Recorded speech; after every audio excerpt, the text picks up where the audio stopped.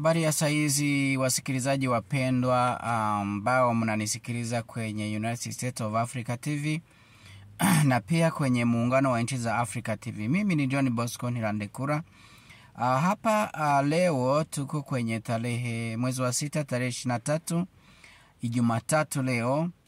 Mwaka ni 2025. So kwa hiyo nimewaletea habari za motomoto kutoka sehemu zote ya dunia, ili tuendelee kusikiliza kinachoendelea huko mataifa mengine. So tuanze kwenye Iran. Iran maana yake ni kwamba Marekani ilivamia, na hapo walikuwa wanasema kwamba wanapiga kwenye vinu vya nyuklia vitatu, lakini badala ya hapo tukakuja kuona kwamba bado hawajavipiga kweli, na Irani ilikuwa ilishahamisha mapema kabla ya kupiga pale mabomu. So maana yake ni kwamba hata kama wamepiga mabomu pale, inaonyesha ya kwamba mabomu yale hayakufanikiwa, kwa sababu unajua kitu ambacho unaweza kujua ni kwamba ukipiga kwenye vinu vya nyuklia, maana yake kutakuwa na moshi, kutakuwa na na hewa sio nzuri, inaweza ikachafua anga, ama inaweza ikaharibu maisha ya watu. Lakini kwa hivyo tuliona tu ni kama kawaida, isipokuwa tu walipiga, lakini Irani yenyewe imesema kwamba ilishahamisha vile vitu, na mabomu yale waliopiga pale bado hayakufanikiwa kuingia mule ndani. So maana yake ni kwamba kule ambako wanafanyia pale kutengeneza vinu vya nyuklia, maana yake ni kwamba ni sehemu ambayo wanatia kabisa inachungwa vizuri sana. Maana yake ni kwamba wanaijenga kwa kiwango cha hali ya juu, ili walinde sehemu hiyo. Hata ukipiga bomu inawezi karuka tu, haiwezi kaingia ndani, kwa sababu ina kilomita za kwenda chini, maana yake nyingi mno, hata na kilomita za kwenda kwenye tambalare na zenyewe ni nyingi sana. So kwa hiyo ni mambo ambayo hawezi kuchezea, na wao wenyewe wanajua. Ukiwa unataka kufanya mambo hayo, wanajua wanajofanya. Ndio hivyo vilivyotokea. So tulisikia badala ya hapo kwamba Marekani inasema kwamba inataka mazungumzo na Iran, lakini Iran imetangaza ya kwamba haitaenda kwenye mazungumzo, kwa sababu ilishavamiwa. Kwa hiyo haitaki mazungumzo sasa hivi. So na tulishaona kwamba Irani inaendelea kupiga huko Israeli, na Israeli maana yake ilishachafuliwa kabisa, ilishachafukwa vibaya mno. Maana yake ni kwamba mimi wakati mwingine ninasema kila kitu ambacho nafanya malipizo ni hapa hapa duniani, kisasi ni hapa hapa. Mungu mwenyewe atafanya chochote anaweza, lakini na wewe utalipizwa tu. Fikiria namna ambavyo Israeli imefanya Gaza, Palestina, wanawake, hospitali, nini. Sasa hivi na yenyewe inapitia ile njia inapitia ile njia, na sasa hivi Waisraeli wako wanakimbia sehemu zote za dunia. Tena Afrika walishafika Egypt. So watu 300,000, 100,000 mpaka 300,000 wako wanakimbia. So maana yake ni kwamba vita ni vita tu, sio nzuri. Ndio kitu ambacho naweza nikasema. Lakini ukiwa unaingia kwenye vita, ujue kama we mwenyewe haujui itakuwaje. Na ndio hivyo Israeli imefanya makosa, ikavamia Irani. Sasa hivi inajuta kabisa. Inajuta kwa nini? Mlishasikia waziri wa mambo ya ndani wa Israeli amesema kwamba walifanya mistake, walifanya makosa kwa kuvamia Irani, na walikuwa hawajui kama Irani iko vile vile. So ndo maana wameanza kujuta. So na hata Marekani imeingilia kati, lakini bado vita vinaendelea Irani na Iraq. Irani na Israeli. Na kitu kingine ambacho mnaweza kujua ni kwamba Iran ilishapata watu wa kuisapoti, maana yake Russia ilishatangaza kama itaisapoti, China ilishaingia mule. So mnaona ni vita ambavyo vya kushangaza. China imeingia, John King Un wa North Korea na yeye anaingia ndani. Mnaona kama ni kitu ambacho walikuwa hawadhani kitakuwa kikubwa hivyo. So nao watu ni wawasha moto, wana moto kabisa. So hii itakuja kuwa ni mtego kabisa, ni mtego, na hiyo mtego ili autoke Israel itakuwa ni hatari. Nilishaona habari, bado sijadhibitisha, naona eti NATO na yeye inajitayarisha. Ijitayarishe, mtakuja kuona kama itakuwaje. Yani hawa watu ndo watu ambao wanasababisha mavita duniani.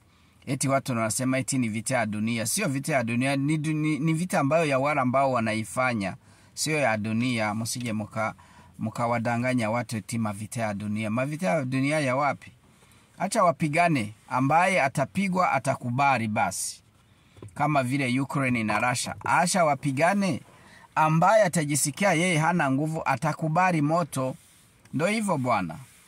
Na yule mtu ambaye anajifanya yeye ana nguvu, kumbe hakuna. Watu walikuwa wanadhani Israel ina nguvu sana na italinda anga lake, lakini sasa hivi mabomba naingia kama naingia wapi? Majini, yani kwenye majini. Hakuna cha kuyasimamisha, anaingia hivyo anavyoenda. So ndo hivyo basi. Ngoja na mlishaona namna walivyovamia Afghanistan. Lakini Afghanistan sasa hivi miaka 20 baadaye si wamepigwa wakatoka. So mlishaona, yani ni sehemu nyingi sana tu. Eti natina jitayarishi ende kupigana. Inajichekesha tu basi. Haya bwana. So ngoja tutoke huko Israel na Irani tuingie huko Rwanda hivi sasa hivi habari ni kwamba kifo cha rais wa Rwanda kilishafichwa huko Rwanda, na aliyekuwa ambaye ni mke wa rais wa Rwanda eti ndio yeye anataka kuchukua nchi. So kwa hiyo mambo yanakuwa ni balaa kabisa. So ni kitu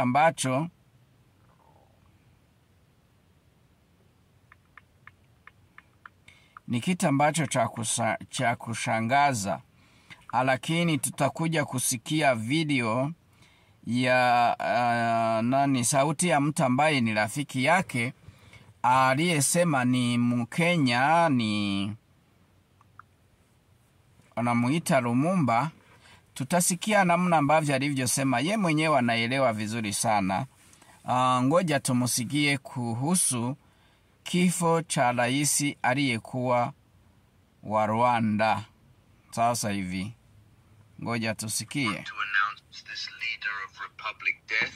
Instead, today, the Ministry of Public Services announced the holiday of 7 days all over the nation without a clear reason behind. This habit to our people must stop. Again, I am here to send a clear message to First Lady Jeanette Nyiramongi. Do not try and ever try to think you can replace Paul Kagame after his death. It will...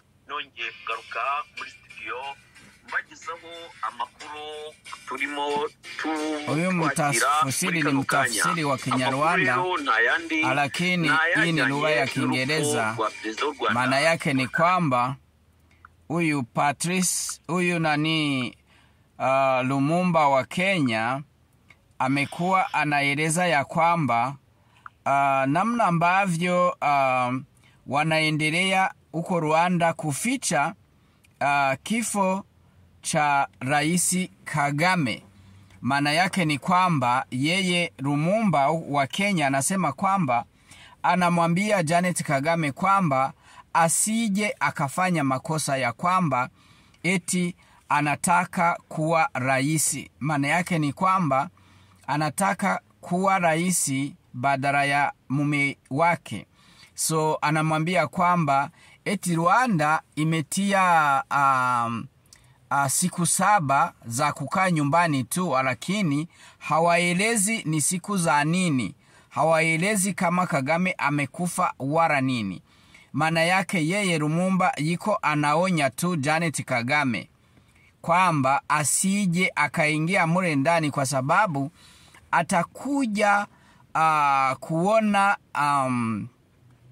kitu kibaya ama kulipiza kisasi, na kisasi hicho kitafikia watoto wake, wajukuu wake, yani familia yake yote na ukoo wake wote atakuwa ameutia doa, yani atakuwa ameutia kwenye janga.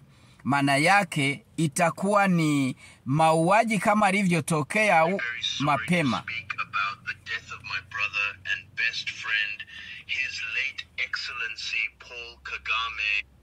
Munasikia anasema kwamba eti atangaze kuhusu kifo cha rais wa Rwanda Kagame, ni rafiki yake, ni ndugu yake. Yeye anaamua kutangaza tu, yeye Lumumba wa Kenya. President of Rwanda, sorry again to announce this before even Rwandese themselves speak about it. It is bad.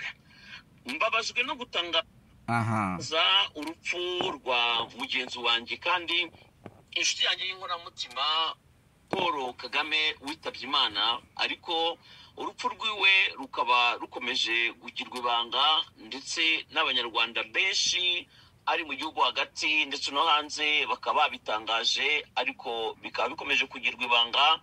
Njewe nkabamisemo gutangaza urupfu rwiwe. Habit among many African countries leadership to hide and keep secret about their leaders. Anasema kwamba eti kama nchi nyingi za Afrika zinaficha vifo vya watawala wake.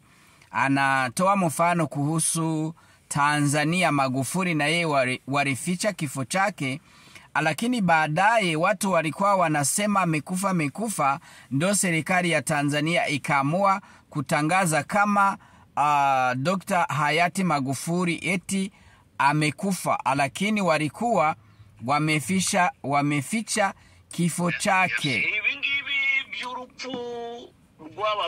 Na kuna Mnyarwanda anatafsiri tu, na mimi natafsiri kwa Kiswahili.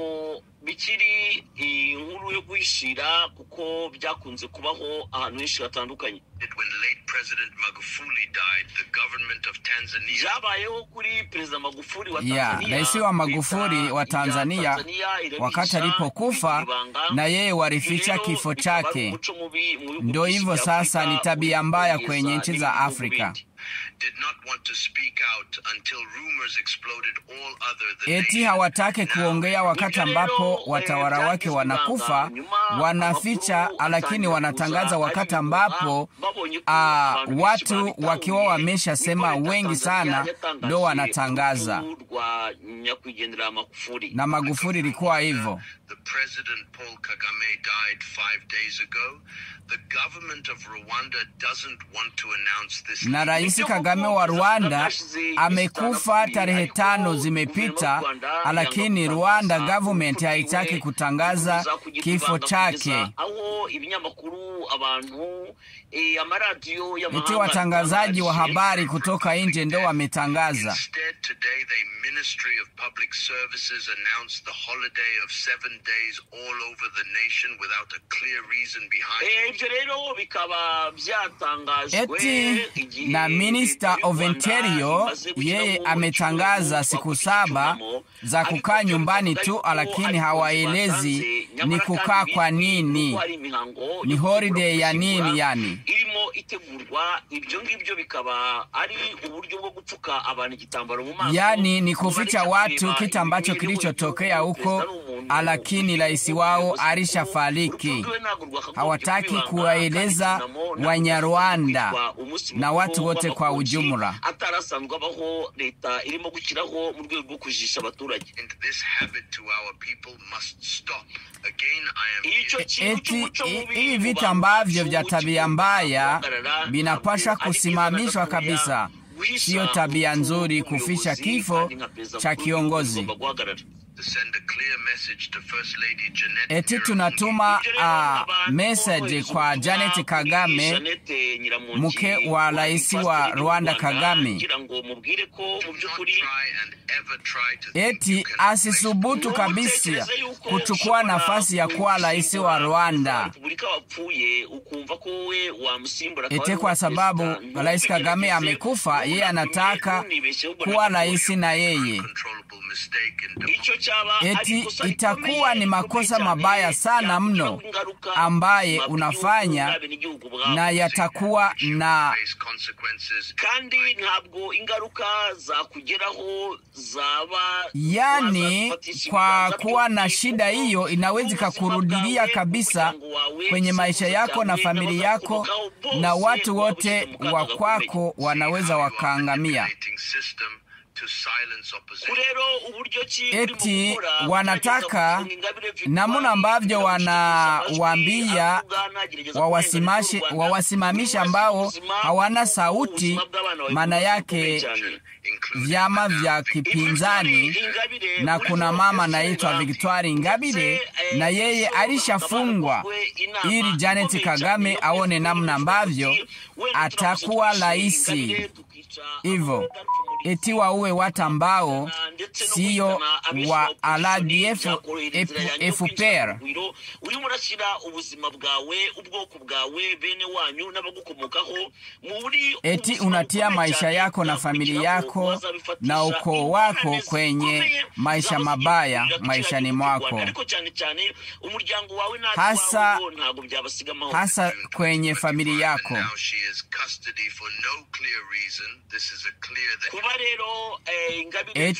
Kwamba Victoire Ingabire kuanzia tarehe 19 mwezi wa 6 ametiwa gerezani kwa sababu Nyiramongi Kagame anataka kuwa rais na kufunga sauti ya watu ambao hawaongei lugha moja na serikali yao ya Rwanda.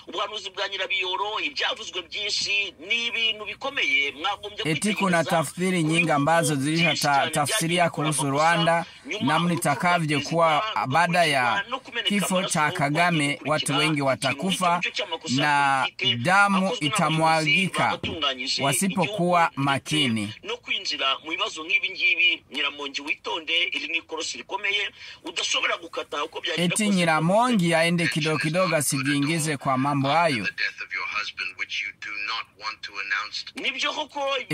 Hatake kujulisha Wanyarwanda na taifa kwamba Kagame alishakufa, kwa sababu yeye iko anapigania na yeye awe rais. Huyo ni Janet Kagame wa Rwanda. Ariko ingorane urimo ukandagizamo ikirenge zishobora kutoroha ntabwo byoroshye. People of Rwanda, instead you are maneuvering the get control of the nation before the announcement. Anataka kufanya kila kitu kabla ya kutangaza kifo cha mumewe Paul Kagame wa Rwanda.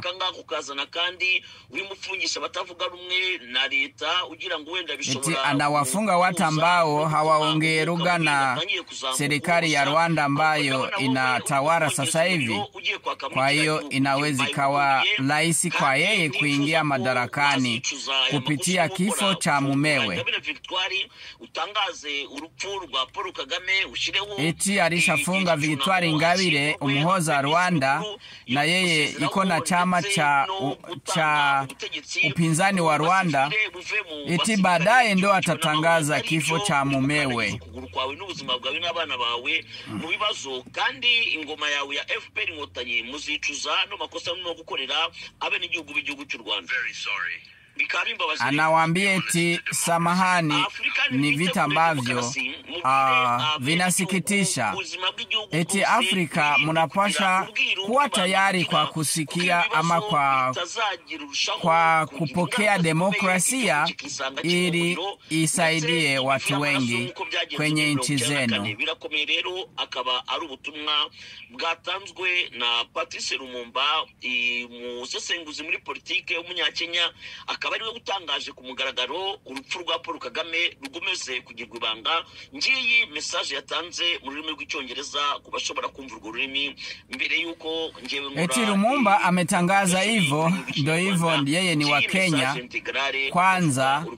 Kwa hiyo ngoja niwaachie na mimi, kwa sababu nimetafsiri kwa Kiswahili, lakini ambao mnasikia Kiingereza na ninyi mujisikirie kidogo tu, isipokuwa nilisha tafsiri kwa Kiswahili. Yeah, musikie.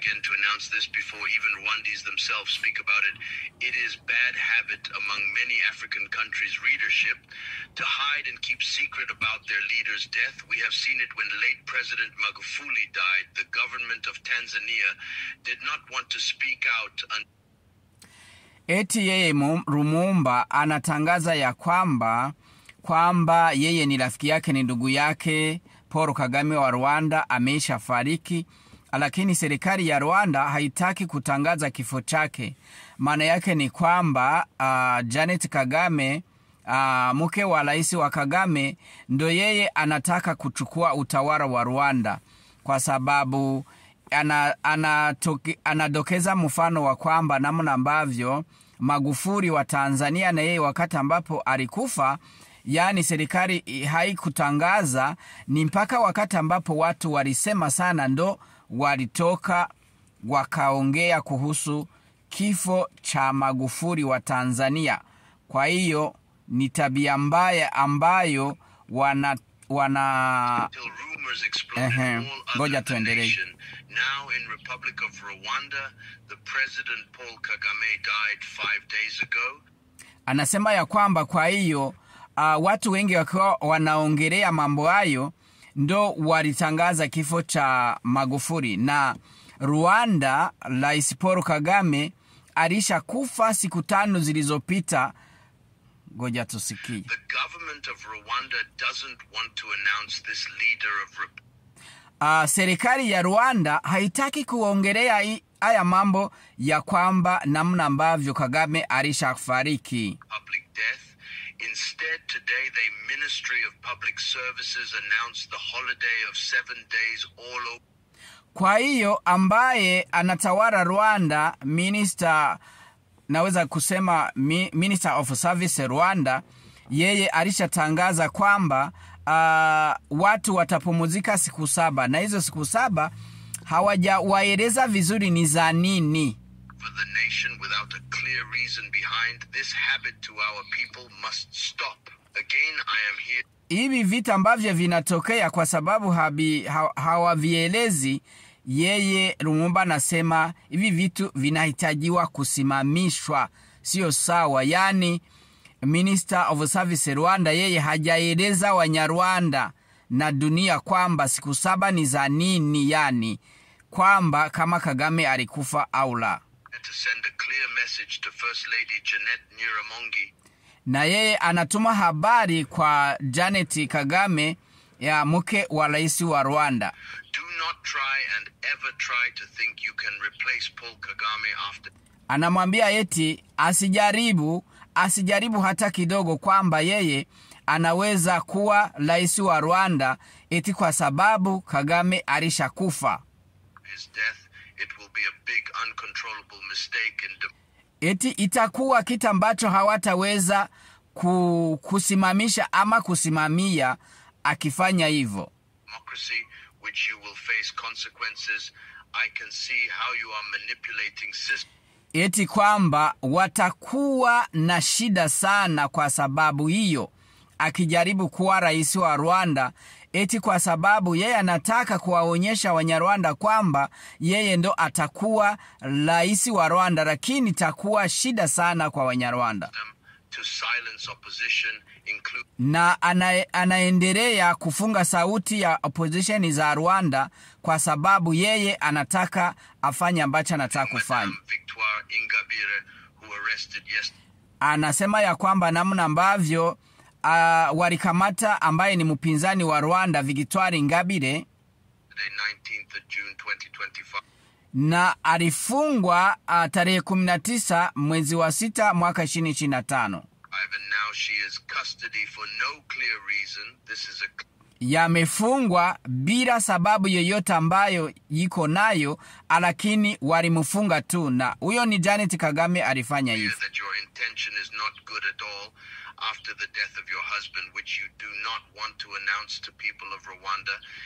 Eti kwa hiyo, kwa sababu mume wake alishakufa, lakini Janet Kagame hataki kutangazia Wanyarwanda. Yeye tu yiko nafanya mambo ambayo ya kudanganya na kufanya vyovyote anavyoweza eti awaue wapinzani wa Rwanda, wafunge, baadaye ndo atakuja kutangaza kifo. Instead, you are maneuvering the get control of the nation before the announcement. I am very sorry.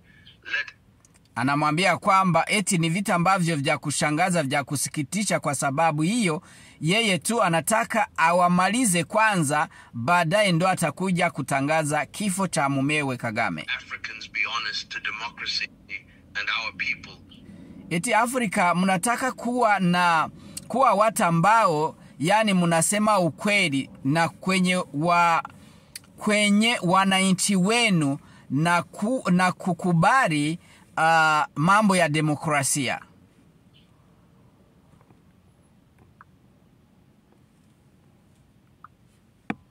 Very sorry to speak about the death of my brother and best friend.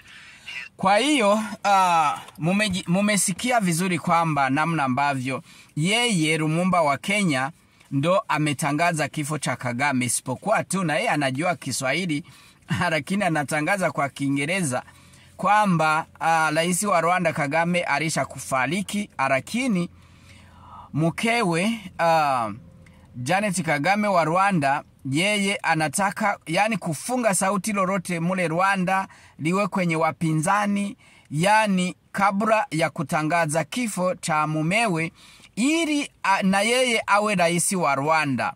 Ndo hivyo sasa Victoire Ingabire Umuhoza ni mpinzani wa Rwanda kwenye wanasema chama chake ni Umurinzi, so alishamweka ndani tarehe 19 mwezi wa 6 mwaka huyu kwamba wote awafunge vinombo vyao wasije wakaongea kitu chochote kile. So kwa hiyo mnakuja kuona namna takavyotokea huko Rwanda, na wao wamejisahaulisha yaliyotokea 1994, yani mauaji wao kwa wao, na sasa hivi Janet Kagame yeye anataka kuwa rais wa Rwanda, na ndo maana mumeona vilivyotokea.